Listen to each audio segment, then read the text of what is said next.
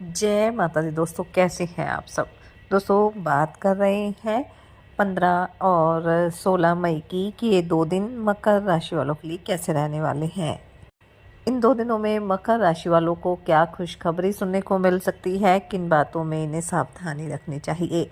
तो इन 2 दिनों का राशिफल जानने से पहले हम इन 2 दिनों का पंचांग जान लेते हैं। 15 मई 2025 दिन गुरुवार रहेगा। ज्येष्ठ माह कृष्ण पक्ष की तृतीय तिथि रहेगी। शिव योग रहेगा जो 7 बजे तक रहेगा। उसके बाद सिद्ध योग प्रारंभ हो जाएगा। ज्येष्ठा नक्षत्र रहेगा जो 2:08 तक रहेगा। उसके बाद मूल नक्षत्र प्रारंभ हो जाएगा।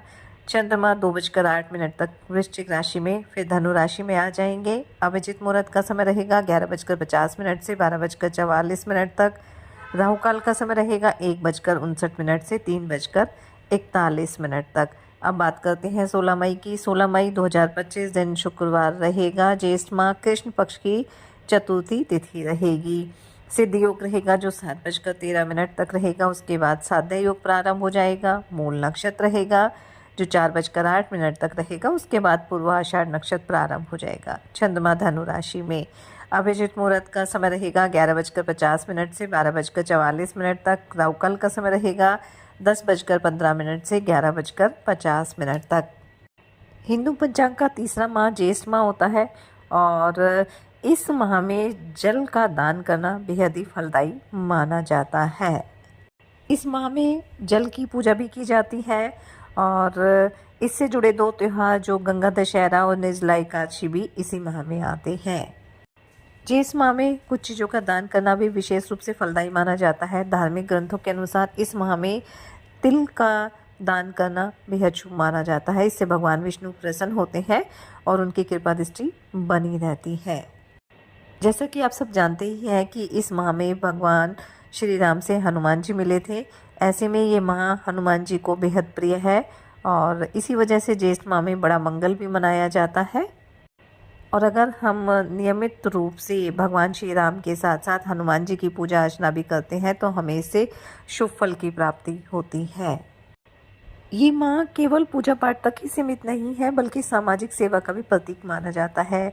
प्यासे लोगों को पानी पिलाना, गरीबों को शीतल पेय छाया देना, पशु पक्षियों के जल पात्र रखना, ये सभी चीज़ें जो हैं वो हमें मदद करना सिखाती हैं।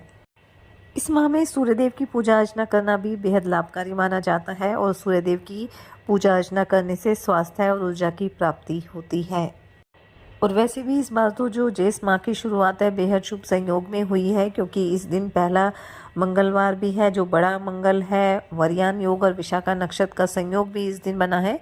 इसलिए ये माह बेहद ही शुभ और लाभकारी रहने वाला है। ग्रह गोचर के दृष्टिकोण से भी 15 मई का दिन बेहद लाभकारी रहने वाला है क्योंकि 15 मई के दिन सूर्यदेव राशि परिवर्तन करेंगे और वो वृषभ राशि में प्रवेश करेंगे। 15 मई के दिन ही देवगुरु बृहस्पति भी अपना राशि परिवर्तन करेंगे और वो वृषभ राशि से निकलकर मिथुन राशि में प्रवेश करेंगे।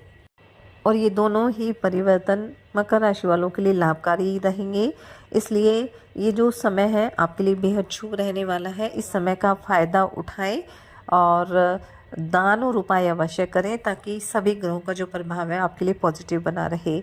तो चलिए बात कर लेते हैं ये 2 दिन मकर राशि वालों के लिए कैसे रहेंगे। ये 2 दिन मकर राशि वालों के लिए सामान्य रहने वाले हैं। इसलिए इन 2 दिनों में आपको कुछ जगह संतुलन बनाकर चलना होगा। आर्थिक दृष्टिकोण से एक बजट बना लेंगे तो समय ज़्यादा बेहतर रहेगा। फिजूल खर्चों पर थोड़ा नियंत्रण करके चलें और किसी भी काम में जल्दबाजी ना करें तो आपके लिए बेहतर रहेगा। नौकरी पेशा लोगों के लिए समय अच्छा रहेगा। उच्च अधिकारी पूरा सहयोग करेंगे। थोड़ा सा सहकर्मियों के साथ आपको सामंजस्य बना कर चलना है ताकि आप अपने कार्य को तय समय पर पूरा कर सकें। घूमने फिरने की योजना भी आप बना सकते हैं और इस दौरान कोई महत्वपूर्ण जानकारी भी आपको मिल सकती है।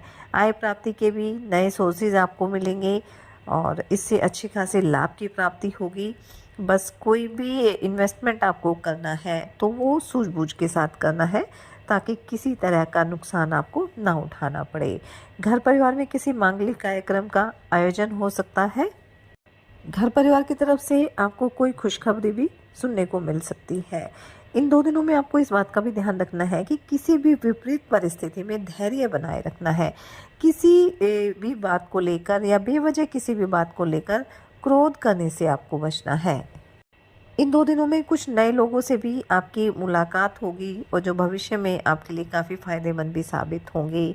किसी नए काम को करने की एक रुचि भी आपके अंदर रहेगी और इससे आपकी कला कौशल में भी निखार आएगा।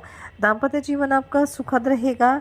जीवन साथी की सलाह आपके खूब काम आएगी, इसलिए आप इस बात पर ध्यान अवश्य दें।